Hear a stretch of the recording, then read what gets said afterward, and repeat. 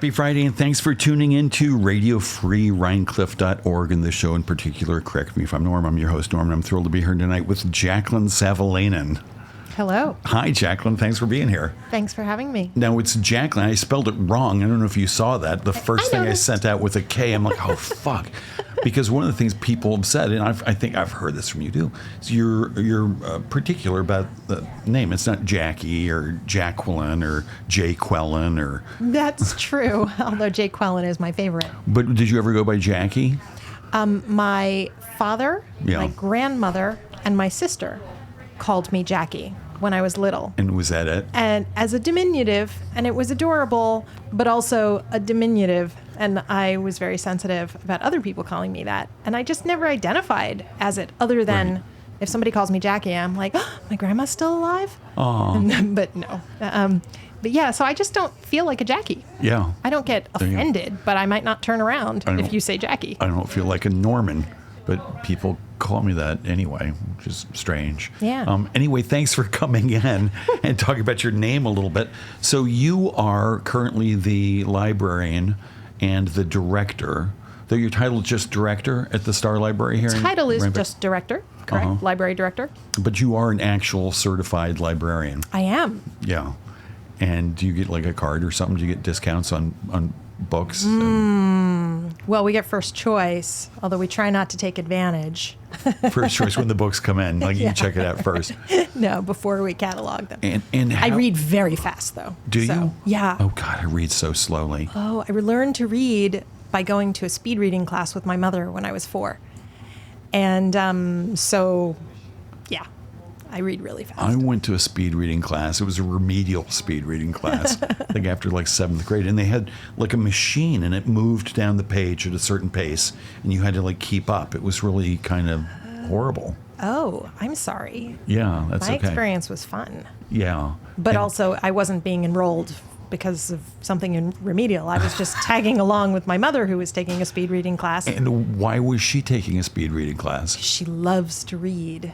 And she just wanted more. More, faster, yeah. It's like and just a better technique. When She already Fritos, read I wish really I had a fast. bigger mouth. Exactly. And so where was this? Where did you grow up? That was, I grew up in Santa Fe, Okay. New Mexico, and as opposed to the restaurant in Tivoli. I see. I think they have a branch in Kingston too. And I believe that class was at the community college in Santa Fe. Wow. Yeah, my mom did a bunch of stuff at the community college.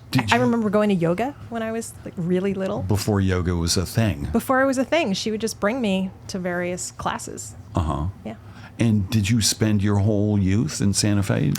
I was born in New York, but I tell people I'm from Santa Fe because that's so much more interesting.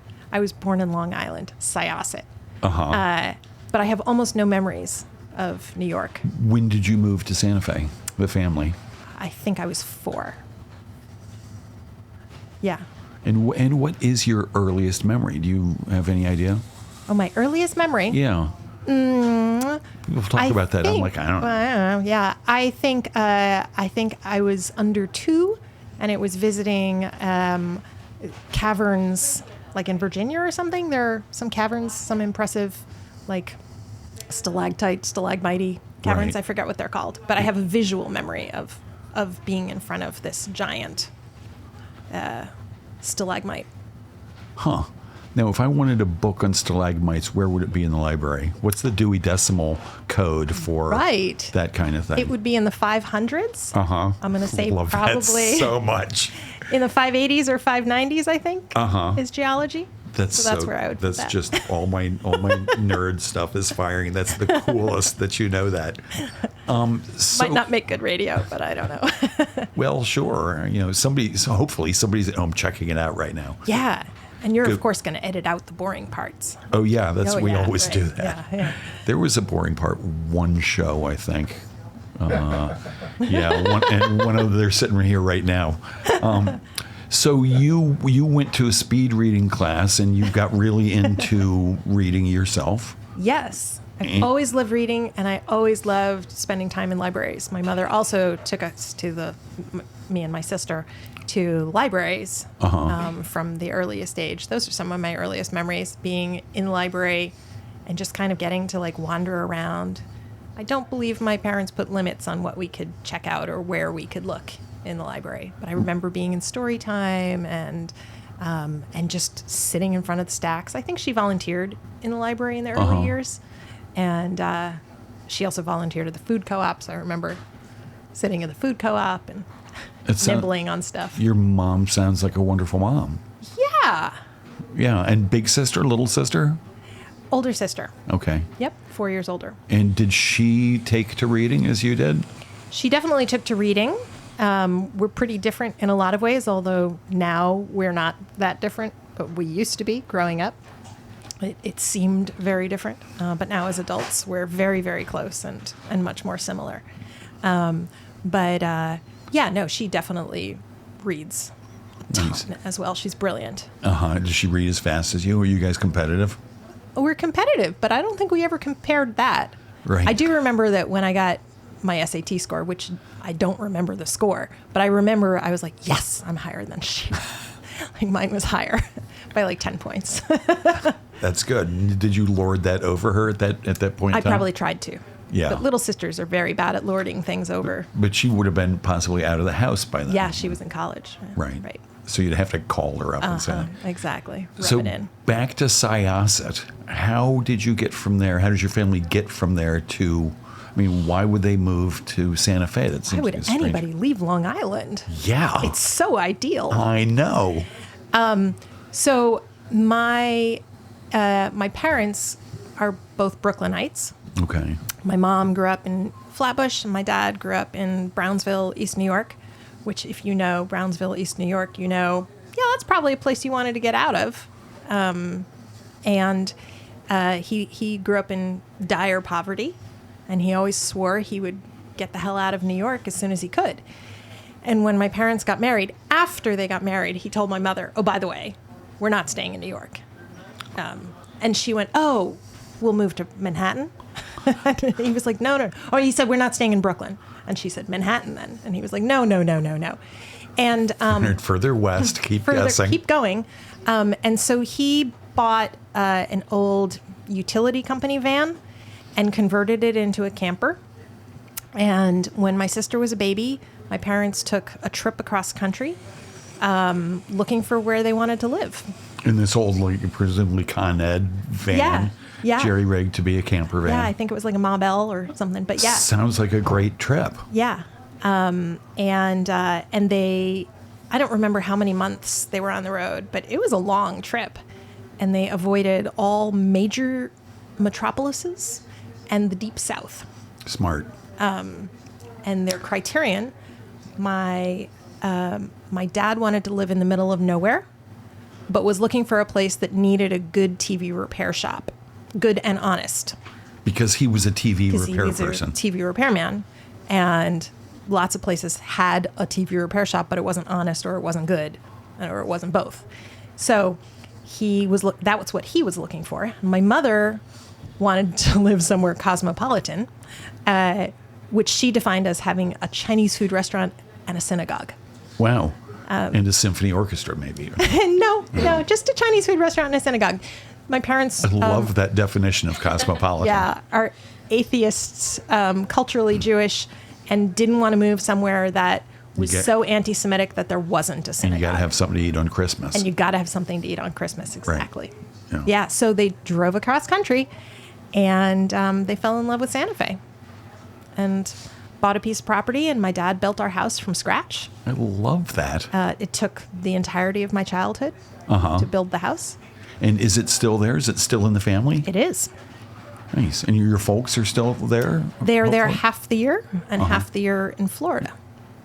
Okay. Because my grandparents had an apartment that they left to my parents, and they were like, well, we've already got the place. We should see if we like it. It's warmer there in the winter. That's great. So do you get back there very often? This cool place that your dad built in the middle of nowhere? Not as often as I would like. It's not super easy to get away and have enough time to make it worthwhile, because my parents are not like, oh, come visit for 2 days kind of people. They're like, yeah, you should stay for 3 or 4 weeks. And obviously that doesn't happen. But 5 days to them is so short. So it's really hard to find chunks of time. But I do get out there, try to get out there at least once a year. Right. Nice. Now, I'm curious. You said your dad was looking for a place that either needed a TV repair shop or had one that wasn't honest. Right. How in the world would he determine if there were a TV repair shop in some place that wasn't honest? Oh, that's a good question. He definitely had methods, and I'm trying to remember what they were. He would talk to people. He would talk to the person, and he would just sort of scope it out. He's Like really good at sussing pretend out. to be a customer. Not even pretend to be a customer. He'd just sort of like ask the right questions and go, yeah, that's a total sleazeball, Yeah. I love that. That's hilarious. And did he continue to do that through your youth, even after he'd already opened up his own place there? You mean after? Did he continue doing what? To be a repair shop? Go into other TV repair shops and ask these questions. Oh no, he was the only one in town. Oh, yeah. So everybody else went out of diss business. Everybody else went out of business. Oh, nice. And he was so good. What's his shop called? It is no longer, but it was called Osage TV. Osage? Osage. It was named after the street where we moved in Santa Fe. Okay. That was the street that we lived on. And Santa Fe's probably grew up a lot while you were there. Yes. Is Osage Street still sort of in the middle of nowhere? Osage Circle was where we moved, where we rented while my dad was laying the foundation and getting started on the house. We moved in when it was camping ready, but that took most of a year. So we lived on Osage Circle for that first year. Camping ready meaning well and a septic? There were exterior walls. We had, I believe, an extension cord out to the street, and there was a toilet and a sink. Yeah, An extension that was about cord it. Out to the street. We went to the community college or neighbors for showers. There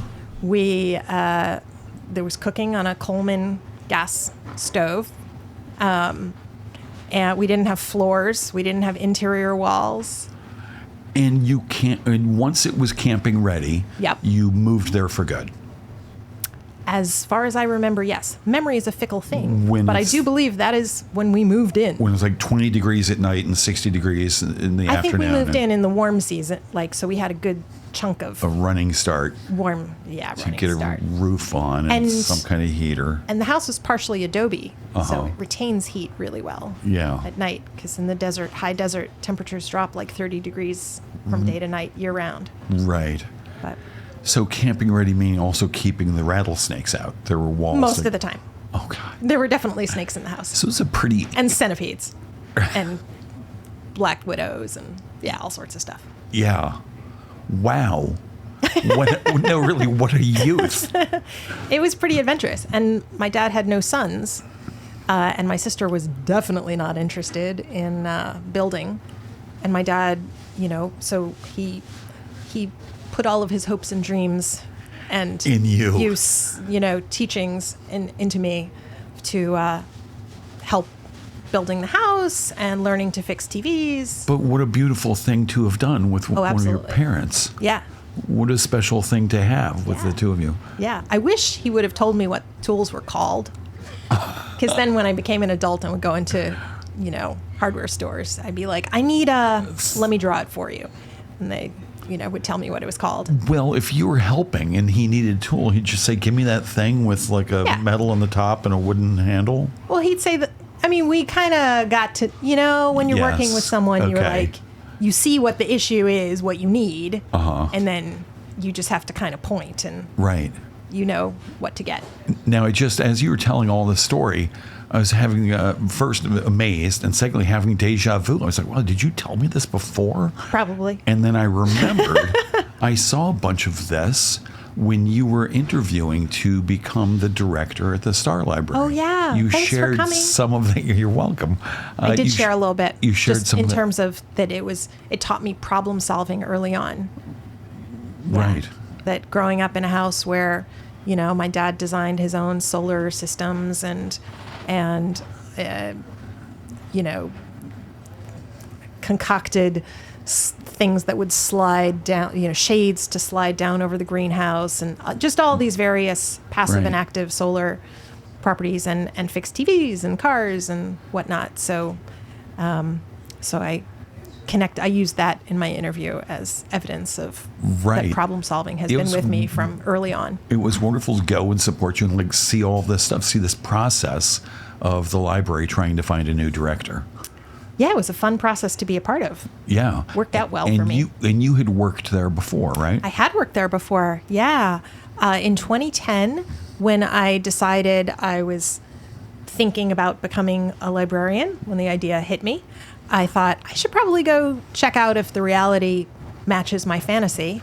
And so I started off working there very, very part-time. I don't even remember my first position. I think it was maybe PR, and then got into programming, and then just got into more and more, but still always very part-time. Right. And I said, yep, this is for me. This is definitely what I want. And so I started grad school, and I did grad school while I was there. And it did match your fantasy. And it matched my fantasy. And that's when you were the adult programmer there? Yeah, is that a fantasy sort of... I mean, I was doing a little bit of everything. The former director treated it like an apprenticeship to learning how to be a director of a small to mid-sized library. So he taught me everything he could. Amazing. Which was amazing. So I really did just about everything. And so then you went back to get your degree? So I got my degree while I was working there. I was there for 4 years, part-time, and I did my degree online from University at Buffalo, SUNY, and I've never been to Buffalo. Nice. It's pretty amazing. So I got my degree at Starr Library. Nice. I did it all my tests and everything at the library. Uh-huh. And then when I finished, there wasn't a full-time job for me or benefits. At the Starr. At Starr, right. Exactly. And so the Which director said, it's time for your wings to fly. Had to have been a fantasy at that point, like, oh, I'll just stay here somehow. Yeah. I mean, I wanted to be the director. To work towards that. Right. But yeah, no, I would have loved to stay at Starr. But this guy you were apprenticing with was not beloved, ready to, and he was happy. Absolutely. And yeah, so. Yeah. No, he was very happy there. So I went and I worked at Beekman Library, and that was more hours, but still not full time. Where's that? Hopewell Junction area. Okay. About 45 minutes southeast of here. No. Listened to it a lot of audiobooks. Nice. In the car on the way. That. Yep. Hit one deer on the way while I was on the phone with the former director of Starr Library, actually. I was on the phone. Not bad giant for noise. 4 years. Not bad. Hour and a half a day. Well, no, that was only 2 years okay. there. Yeah. And I worked my way to assistant director there. And then I really wanted a full-time job. I needed a full-time job and health insurance. I needed benefits for my family. And so I went to Dutchess Community College and worked there. Okay. Because that had great benefits. Okay. Do it in the library there? Yeah. I was a reference and instruction librarian there. Okay. For 6.5 years, and the last few months of which I was acting director. Nice. Yeah. So what does a reference director do? What's reference librarian? Reference librarian. So we had a pretty small staff of librarians there, but reference librarian means people come up to you or contact you online or through the phone with questions. They are trying to find stuff, resources, and you figure out what it is they're really looking for, because most people don't come with a well-formed question. So you try and figure out, based on what you know about the resources and how to find stuff, and draw out from them. That's called the reference interview. To lay people don't know that. No, I love that. The reference interview. The reference interview to figure out what the person really is asking. Going to a hardware store, drawing a picture of what you need. Yeah, exactly. And so helping students and faculty and sometimes community members find what they needed. And then the other big part of the job was an instructional librarian, which at a community college looks like teaching information literacy to students. Okay. so many students, younger students in particular, I mean college-age students, weren't necessarily brought up or educated in a way to consume information with a cynical eye. Oh. Right. So to really question, where did that information come from, and how might that influence its reliability, its veracity, and how can you do a better job matching your need to the resource, and make sure that you're being smart about how you use information. Well, it sounds super interesting. Information literacy, is that what you call it? Yeah. It is super interesting. So how do you teach that sort of skeptical eye? There are a bunch of different methods. Let's see if I can remember. There's the classic CRAP test. Oh. Right. So that's the acronym to help people to remember to check for an article or resource's currency, relevance, accuracy. I forget what the second A is, and purpose. Accuracy. The CRAP test. The CRAP test. Nice. Right. Like, is this article crap? And just to that kind of thing of asking, when did this come out?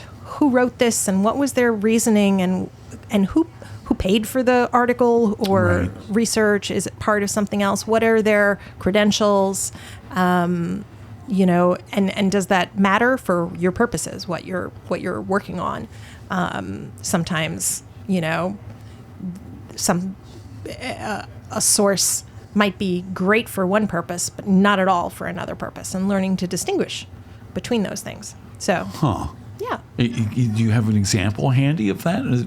Something that's crap for one purpose, but not crap for another purpose? Sure. Like, let's say you are using a firsthand interview of a high school basketball coach because you're writing a paper about high school basketball. A high school basketball coach would absolutely be a fantastic primary source, really high quality, right? But if you're writing a paper about professional athletes and influence of advertisement dollars, or say, concussions in football, right? A high school basketball coach is not going to be a great resource for that. So you would want to look for a different kind of source with a broader perspective. Okay. Does that make sense? Yeah, it makes sense.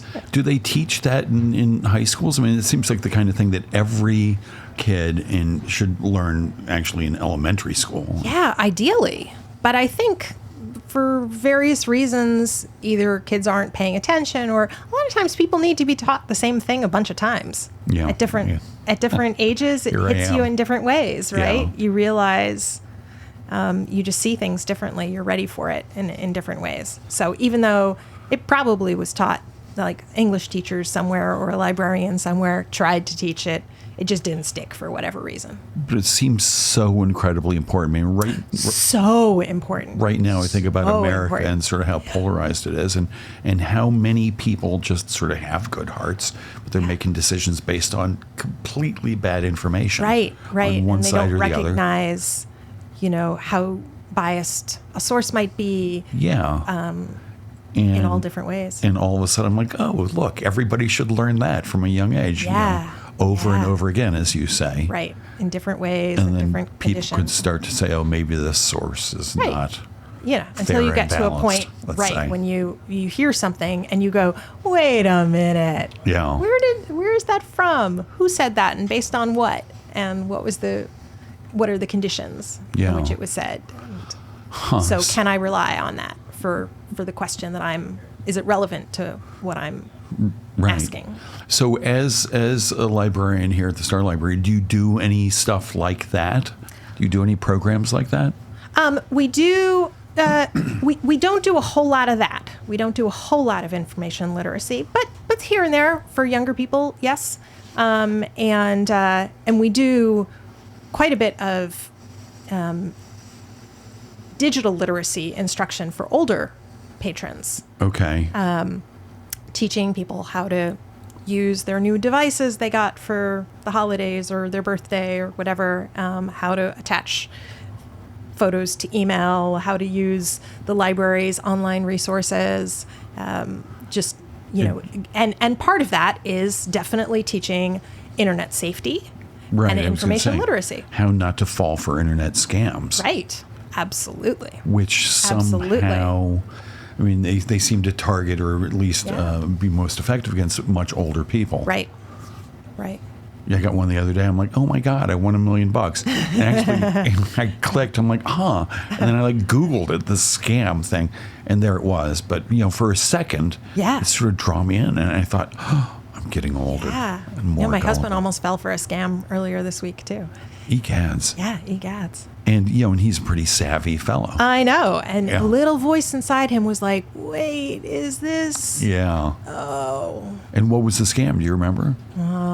It wouldn't make a good story. I don't remember enough of it.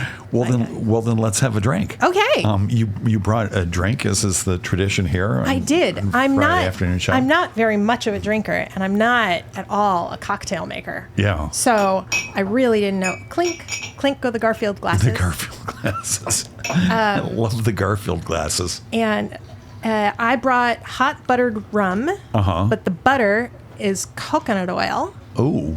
And then some, oops, I hit the microphone, and some heated oat milk, if you like, as well. So I don't really know how much to pour. I'm going to go like that. That looks like it. Does that plenty. seem about right? Yeah, that's You want to great. taste it without the milk first and see? No, I want Or to do you taste it wanna- however it's supposed to be. Well, I don't know. It smells good from here. It smells good. I'm sorry I forgot the cinnamon stick. That would have been really pretty, but Yeah. I was at work all day and I forgot that. All right, I will add a little bit of oat milk.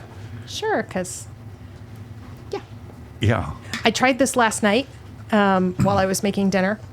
And it was very quiet in the house. My daughter was sleeping, and my husband was not home yet, and I was just making dinner. And I made it, and my husband came home, and we were interacting for a few minutes, and he was like, "You're so quiet." And I went, "Oh no, that's not a good thing about if I make a drink and it makes me quiet for a radio show. That's terrible." But anyway. Well, here, I'll drink mine, and you just sort of pretend to drink sip mine, yours. right.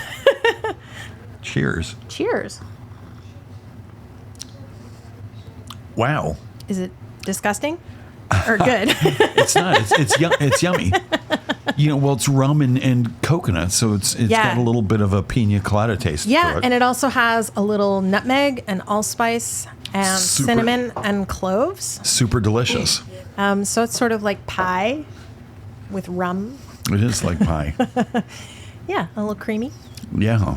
Yeah, a little coconut cream pie. A little coconut cream pie. It's pretty strong. Wow. Yeah, that's nice. Well, don't drink too much. I can't have you clamming up. No. Though if you do clam up, I'll just ask about your kids. Okay, right. One of the things I read that I was on like, your don't talk about my kids too much. on your bio on the library Yeah. website. She probably talks about her children too much. Yeah. I'm constantly having conversations with people, and then I walk away and go, "Oh, I did it again. Yeah. I just talked about my kids." And Jen is giving a look like she knows I've done that to her. Yeah. Well, so you have two kids. I do have two kids. And what are their names? What do they do? Anna is my daughter. She is 16 and a half. She is volunteering at the library right now. I just left her, and she was like, "If you need me to come get you, if you get drunk, I'll come pick you up, Mom." That is Which so is great sweet. because she knows I'm a lightweight. Yeah. And she is fantastic. She's into all sorts of great stuff. She's a really good student and a multi-sport athlete, and she does aerial silks and lots of volunteering, and she plays flute. She's got pit band practice for the High School Musical. Aerial silks. Aerial silks, like the circus. banners on the end of a pole synchronized with other aerials. Nope. What am I thinking of? I don't know. Doesn't matter. Yeah, it doesn't matter. What is an aerial silk? If you picture Cirque du Soleil, long pieces of stretchy fabric hanging from the ceiling, and people twist themselves up in it and then drop themselves in incredibly graceful, acrobatic ways. Wow. And catch themselves. And yeah. Where does she do that around here? Hudson Valley Circus Arts. She Where's also, that? It's in Kingston. Uh-huh. Yeah. And she also did it at Dream Studio for some years, and our garage a little bit. Wow. Although we don't have a high ceiling. I was going We to have say. a short silk. So, Yeah. but she can do strength training and practice on that. Wow. And I'll bet you have to be crazy strong to do all She that is stuff. so jacked. She is Right. so strong. Yeah. She did gymnastics when she was little for like 7-8 years. And how did she decide she wanted to do this stuff? Silks? Yeah. I think a combination of things. So she had been doing gymnastics and dance, alternating for 7-8 years. And we got to this point in gymnastics where you have to kind of choose, are you going for it Yeah, or between not? having a life. Like shit or get off the pot. Right. And she wasn't driven enough internally. She wasn't saying like, I want to be an Olympian. Right. And sometimes I would have to convince her to go to class. And I'm like, this is stupid. We're doing 13 hours a week and I have to drag you there? This is not for me. This is for you. She was always happy when she got there, but she didn't always want to go. Right. So anyway, so we reached a point where it was like, this is when it gets really serious and you have to decide. I mean, she's doing really risky stuff, really dangerous. Even as a 9-year-old, they're doing ridiculously dangerous stunts in gymnastics. Right. And so I pulled her. And it was the hardest decision I had made as a parent up until that point. And how did Maybe she ever, How did she actually. feel about that? She was devastated. Oh. It was her identity. She Oh. was a gymnast. Right. She was so upset. And I was like, the whole rest of the family is not going to sacrifice if you're not all in. Like, we'll support you if you're all in. But she wasn't all in. Right. And so we were like, look, there's soccer. And Rhinebeck is a big soccer town. That she actually was all in? No. Oh. No. She Oh, just was like, that's- but I love it. And I can't imagine my life without it. And Right. yeah. So we switched to soccer. And then this dance studio was starting up an aerial silks program. And they were looking for potential people. And gymnasts are really good candidates for Right. aerial silks. So somebody approached us and asked if she wanted to do I it. love that she was scouted for She the was aerial scouted. silk team. Yeah. And so, I mean, is it a team sort of thing? I mean, are there competitions? Maybe there are, but not around here. Right. It's you do it in a class, but it's not really a team. Like the class Right. used to do performances, and so there would be some synchronized element of. So I guess you were right. I There were want to synchronized. Google that and see some of that stuff. It's amazing. I've got pictures of her doing it. Yeah. I mean, videos of her doing it that are. Oh, that's awesome. great. And so she does that. She's playing soccer. Yep. And Soccer and she's track. here at Rhinebeck. She's here in Rhinebeck. She's a junior. Mm-hmm. Yeah. So she's super, and she works for my husband at the consignment store, which I know we'll get to. Oh, well, let's give it a plug now. Should we give it a plug now? All right. There's a consignment shop in Hyde Park Right. Consignments. Are there Yep. others? There is another as well. Uh-huh. Good plug. Kingston Consignments in Kingston. Yeah, Right. Hyde Park Consignments Which in is Hyde on Park. North Front Street there. On North Front Street, exactly. Yeah, North Front and Crown. And now I got to ask this: How did your husband get into consignment stuff? So he used to be an institutional equities trader. I remember something like that, just Yep. some finance. Finance, Wall Yeah. Street, generic. Yeah. And it was miserable. And like his chest was hurting, and I was expecting him to just die on the trading desk. Right. And I kept saying, like, get out. And he didn't know what else he wanted to do. And then the market tanked 2009, 8, 9, whenever that was. Thereabouts. And we were visiting his sister, who has a consignment shop in Massachusetts. And he was like, this looks interesting. And you're actually making a living doing this? And she's like, yeah. And a couple of weeks later, he quit his job.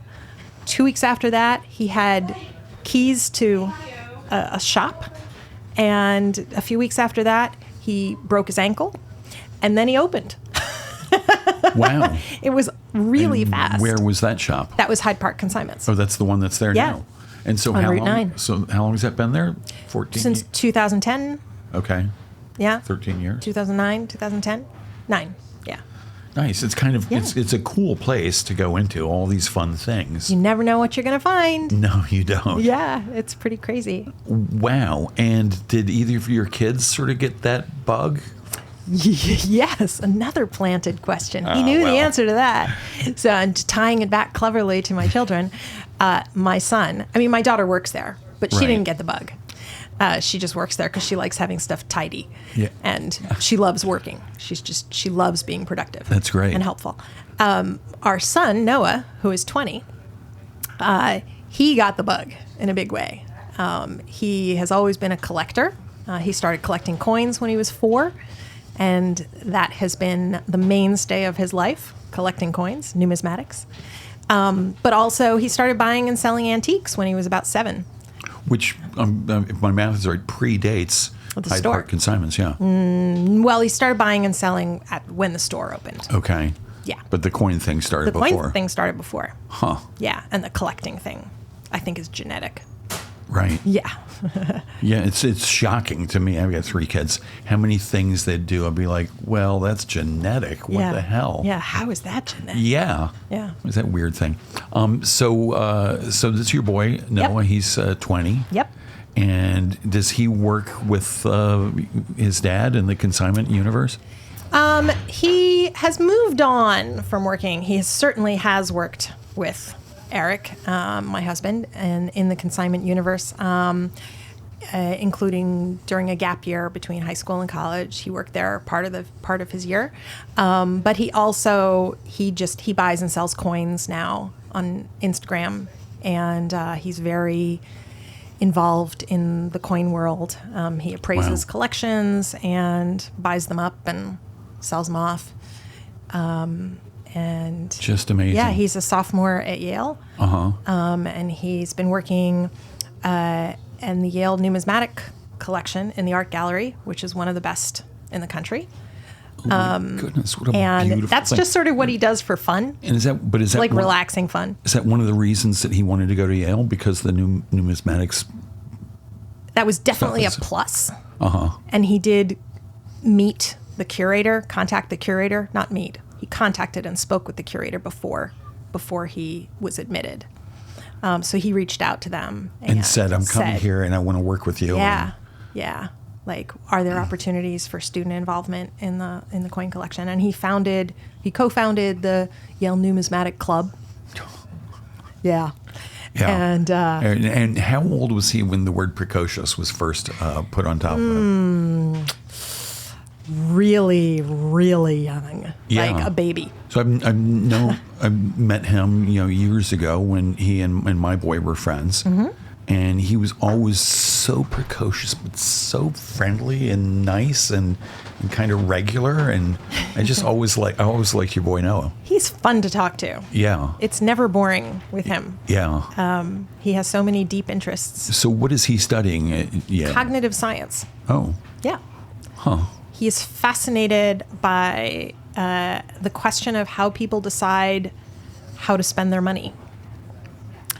And so Wow. behavioral economics, as it's part of cognitive science, and also how machines decide about money spending. So artificial intelligence is Yes. involved in that, and a lot of psychology, a lot of philosophy. Right. So he liked the interdisciplinary nature of cognitive science. Huh. I'm not sure I knew that. That's really fascinating. Yeah. So that must be fun when he comes home. The Totally. dinner table conversation must be pretty excited. Yeah, and he calls a lot. So we have a lot of phone conversations about it too. Right. I mean, not so much you, but his father is, buying and selling. He's in that realm. Oh, yeah. So of they talk about that a lot. understanding how buyers are motivated to do by the things they buy. Absolutely.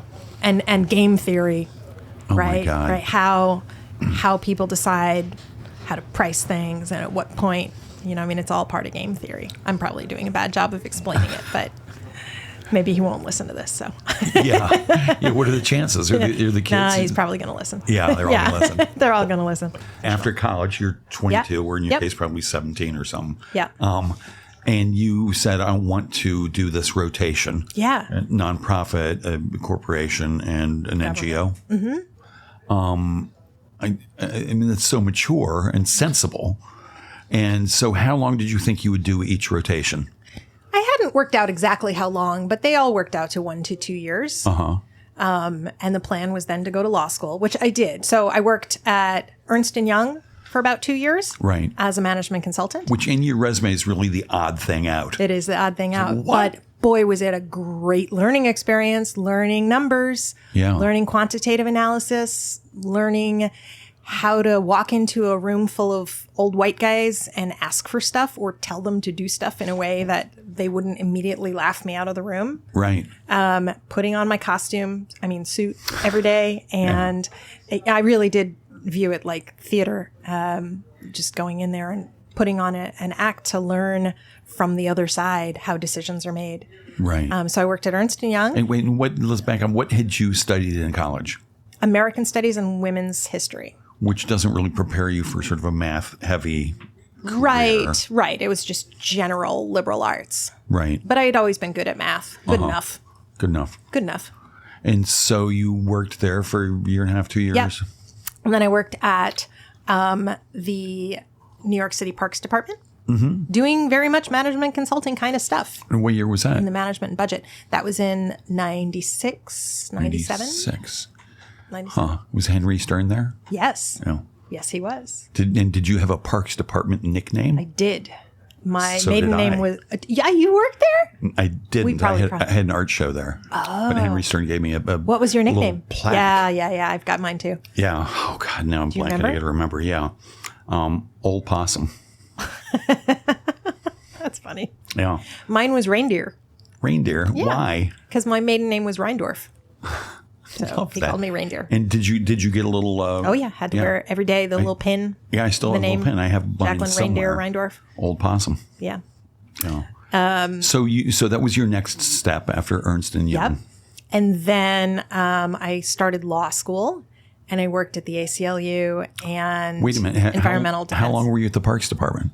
A year. And doing what? I was assistant chief of staff to the wow, that drink is hitting. Chief of staff that's to good. the assistant commissioner, deputy commissioner of management and budget. It was a long title, so and how- I mean, to be fair, And how was that experience? fascinating, but demeaning. Did you work in the Arsenal? I did. Nice. I worked in the Arsenal, Great which is place. a great old building. Yeah. Literal old fortress for armaments, but Yeah. my window looked out over the Zoo. sea lions at the zoo. Oh, nice. Yeah. And so I was the funnel. There were 17 departments that reported to my boss, and I was the funnel point to, the gatekeeper and to be prepared to prepare the deputy commissioner for anything that might come his way. Love that. So going to union meetings at City Hall and have a stack of cards with answers that I anticipated he might need. What a blast. You probably knew Jonathan Kuhn also. Yeah. Another friend who was there. Oh, that's funny. Yeah. Huh. Go figure. yeah. So you left the Parks Department. I left the Parks Went to Department. law school. I went to law school and then did half of law school, but I was working at the ACLU and Environmental Defense Fund while I was in law school. And then I kind of imploded, I guess, in law school. At the end of I was having a great time my first year, just feeling very anonymous and having fun reading short stories. And that where had was law school? Brooklyn Law. Okay. And then at the end of the year, I found out I was first in my class, and there was nowhere to go but down, and everybody looked at me a little bit differently, and I just felt so much pressure, and I was just freaking out. And at the same time, I was looking for women role models, lawyers who had kind of a balance of work and family in New York City doing nonprofit law, and I couldn't find anybody who had the kind of life I wanted at all. Anybody. Right. Who knew of anybody. Nobody knew of anybody. People laughed at me. The women I talked to, I sought out a lot of mentors, and they were like, oh no, you should do something else. The dean of the law school was like, you should do something else. my advisor, you should do someone else. Because something you else. wanted to have a life in addition to a career. Right. At the ACLU, the women who were part-time lawyers worked 50 hours a week. Right. And barely got to see their babies, and I was like, that looks miserable. Right. So I left law school, and then I became a freelance calligrapher. And I'm guessing you had been doing some kind of calligraphy the whole time. Yes, I learned calligraphy when I was like 10, and I had been doing Jewish wedding contracts for friends and family, just sort of as gifts. I love that. And place cards for wedding receptions. Yeah, and invitations. And how many place cards do you reckon you did over the course of your career? Oh my God, thousands. Yeah, thousands. I'll bet. Yeah, and eventually, other interests pulled you away from that. Yeah, I got really bored of being in my tunnel or a little bit of that. Actually, my hands started shaking pretty badly. Oof. It wasn't carpal tunnel, but I was my hands started shaking, and I had to hold my wrist with my other hand. Oh, that's not good. No, it's very bad for a calligrapher. Right. Yeah, very bad. And I missed big people. I was in the house with my small children, working freelance and barely interacting with adults, and so that's when I decided I wanted to be a librarian. Great. Full Love circle. And now here we are. And now here we are. And that's it. That's the end of the questions. Yeah. No, I'm kidding. One of the things I wanted to ask you about, because it just seems to be happening more and more, is people's desires to ban books. I hope that was audible. It was audible. Yeah. It's super exasperating. It's super exasperating. I mean, I feel like that's not how I was raised here in the United States, to want to ban books, even though there were books banned when I was a kid, I'm sure. There were, but generally the book banners have pretty much always been on the wrong side of history. Yeah. In my opinion. Other people have different opinions. Yeah. And examples? You have specific examples of book banners who thought they were doing the right thing and it turned out they weren't? Oh, gosh. I mean, the American Library Association, ALA.org, has a great section devoted to banned books. It's really fantastic. Right. Encourage people to go look at the different books that were banned in different time periods. And I'm trying to remember a particularly poignant. Books have been banned for all sorts of reasons: communism, godlessness, right, sex, right, racial, gender, sexual right, identification. yeah, so many different things, and it's just kind of shocking reading back through the history. Congress people, senators, local government officials quoting. I think it was Toni Morrison's. It was one of her books that was like a senator or somebody called it absolute garbage. It's just like, really? One of our local authors, Lisa Klein Ransom, her book was banned in Florida. Really? I know. Didn't realize that. And I haven't seen her since then. I'm sure she wears it as a badge of honor. Sure. Yeah. It's like putting, when you ban a book, I read somewhere, I love this, that if you ban a book, it's like handing it to me with chocolate and sprinkles on top. Like, yes, I will read that. Thank you. So I'm guessing the American Library Association has some sort of point of view on all of this. Yeah. Very anti-book banning. And are there sort of factions within the ALA that say, oh, well, in certain cases, maybe... Nope.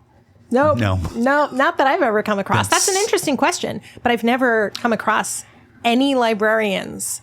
I've never met any librarians who were right in favor of banning books. And now some librarians in Florida face criminal charges for having banned people books. Losing their library, libraries losing their funding, nuts. Librarians losing their jobs. Right. It's outrageous. So it's so hard to So can the ALA do anything? I mean, I think the biggest thing they do, I'm sorry to interrupt you. No. It is, aside from educating people, is providing connection for librarians to be supported by each other. Right. Finding out I'm not alone in this, and developing strategies across country to fight.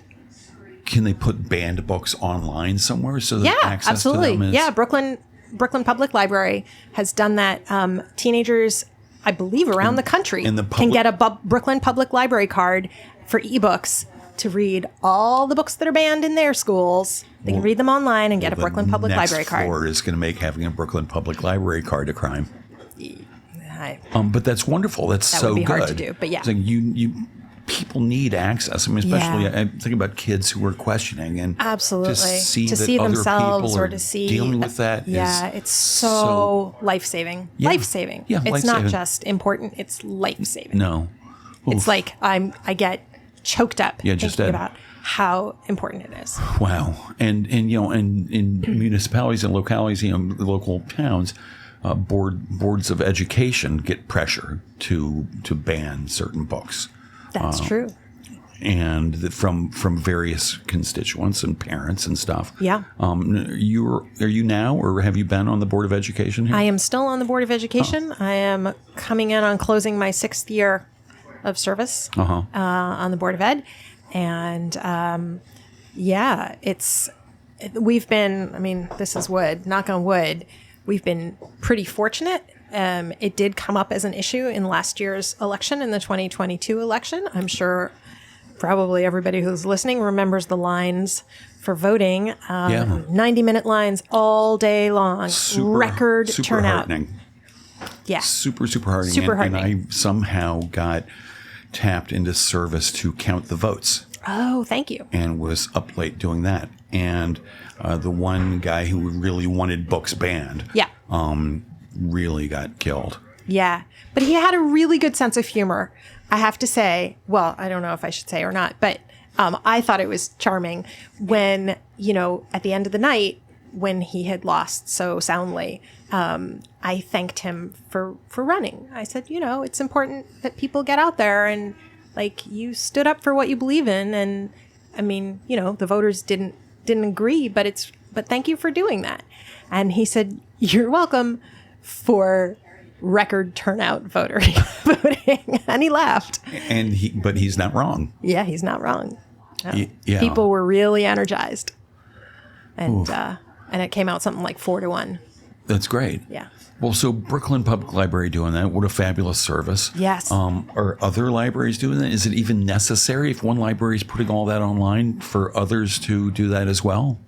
I mean, Brooklyn Public Library has a lot of resources, so a lot more resources than most small libraries. So I don't know that it's necessary to duplicate that work, but libraries can definitely still support the effort, to offer reading choice. Right. And, and they've run out of ebooks. Brooklyn Public Library has run out of ebooks. That's true. Ebooks have a weird licensing mechanism where it's not unlimited use. It's like physical books. So only one person. Publishers are still getting. Yeah, exactly. So yes, that is a very good point. Thank you. That other libraries can add support, and we have our the books that are the most commonly banned books. We have those as ebooks. Wow. And so they come with licenses. You can loan like 30 copies or 100 copies or whatever, and then they say, okay, you've reached your limit.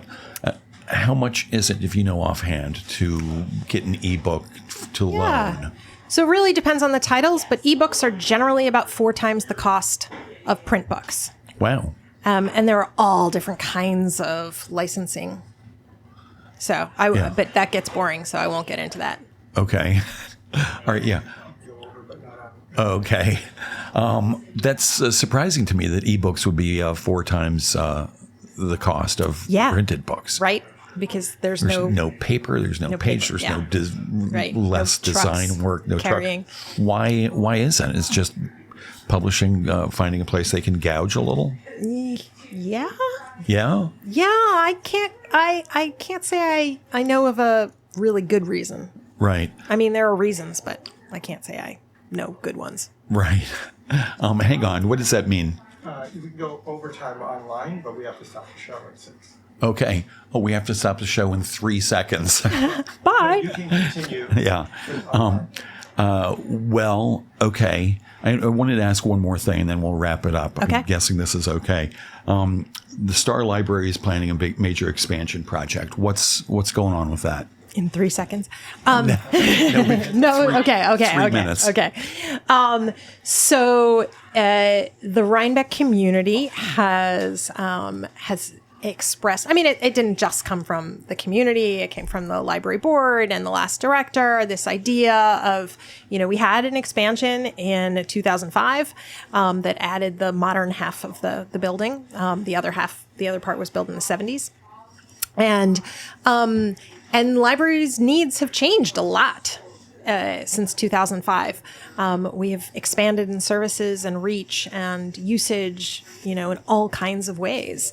And so we've been trying to imagine how we can grow the building to match the needs.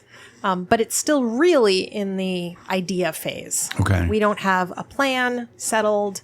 We don't have, I've been working with the architect, kind of putting my own imprint on what's come before the couple of years that were interrupted by COVID. There was a lot of energy, and then COVID hit, and it kind of stymied things.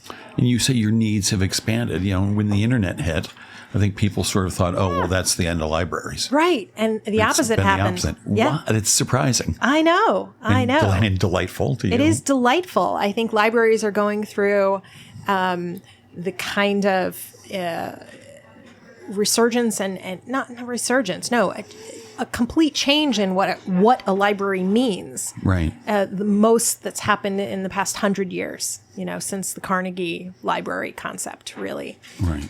And it's that there's all this information out there, and people still need to figure out how to use it, how to get to it, how to access it, how to connect with it, how to access it for free. How to sort the good info from the bad. Sort the good from the bad, right? And so it's just changing. Librarianship and libraries are changing form, but also there are so many fewer public spaces where people can just be and not have to buy something. Right. And to learn for free, to connect with other people, right? To, it's a place to go and be by yourself or be with other people and discover without limits. Yeah. So library, especially in a town like Rhinebeck that doesn't have a community center. Right. The library is the community center. It's the heart of it's the hub. It's the heart. It is the center of town. It's where almost all of the nonprofit boards have their board meetings, and multiple meetings represented in this room. And it's where clubs can meet, and where, people just come for all different kinds of things. The book sales and children's and preschool and senior citizens and everybody in between. It's amazing. I know that your library and the Morton right here up the street have all kinds of amazing programs. Yeah, and we try to work together. Tonight there's what's going on at the Morton. There's a talent show, the Rhinecliff talent show hosted by Rhinecliff, who was here last week. That's fantastic. Which begins, I think, at 6:30. People should go there. Or what events do you have coming up at the Starr Library? Ooh, quick plug before we say that would have been a good thing to remember. This month has a lot of community-focused stuff. So there's a modeling inclusivity and kindness, a program for parents and community members. Our kids are learning all about inclusivity and a whole new language about anti-bullying at schools. Yeah. And a lot of times the parents haven't learned that language, and it's kind of new or foreign to them. And so this program is really to talk about those sorts of things, how we as adults can model. Right. And then there's, I'd have to look at when exactly. I don't line up the programs, so I don't remember exactly what day that is. I want to say the 7th. Well, the interesting thing about that is probably the parents who most need to go to those things are the ones who are least likely to go. Yeah. But I still think, reaching intergenerationally will be really interesting and Yeah. good. And then there's a community needs assessment also happening at the library for an organization that's working with Red Hook and Rhinebeck to help figure out what our broader community needs are. And people can come and give their voices. People can go to starlibrary.org. What is it? What's exactly. Is that it? Starlibrary.org. Oh, yay. Yeah. To figure out what's going on. Exactly. There's programs, calendar. And to read more information about you, which we might not have gotten to. I think we covered everything. Okay, good. Well, that's a good place to end. Thank you so much for being here, Thank you. Jaclyn Savolainen. It's been so much fun talking. And everybody, thanks for tuning in, and have a happy Friday. Happy Friday.